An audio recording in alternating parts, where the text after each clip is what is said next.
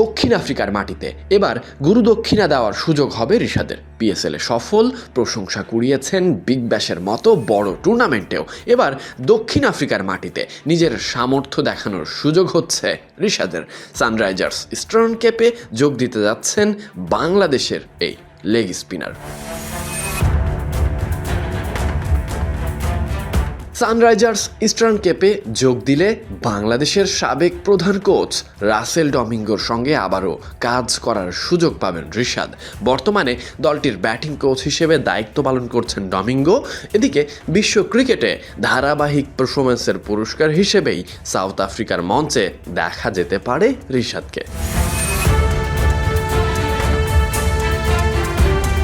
এদিকে একই দলে বাংলাদেশের সাবেক কোচ এবং বর্তমান ক্রিকেটারের কাজ করা প্রসঙ্গে বাংলাদেশি গণমাধ্যম ডেইলি সানকে উচ্ছ্বাসের কথা প্রকাশ করেছেন সাবেক coach Russell Domingo.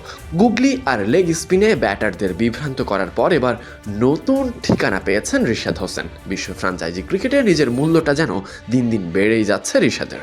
Pakistan super league, এরপর বিগ ব্যাশ লিগ, এবার দক্ষিণ আফ্রিকার মাটিতে, এটা তো বিশেষ কিছুই বটে।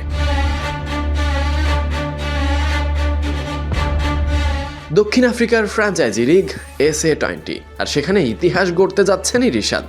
টুর্নামেন্টটির বর্তমান দল সানরাইজার্স ইস্টার্ন কেপ, আর সেখানে সরাসরি চুক্তিতে যোগ দিতে যাচ্ছেন বাংলাদেশি এই লেগ স্পিনার। সবকিছু ঠিকঠাক থাকলে তিনি SA20-তে খেলা প্রথম বাংলাদেশি ক্রিকেটার হতে চলেছেন।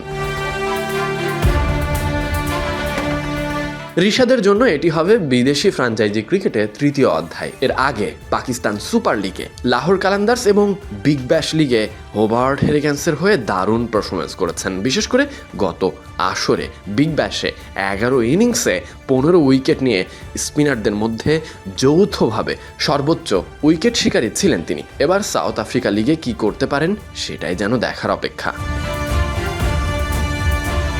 Sadiq Ahmed Sunny, BD cric time.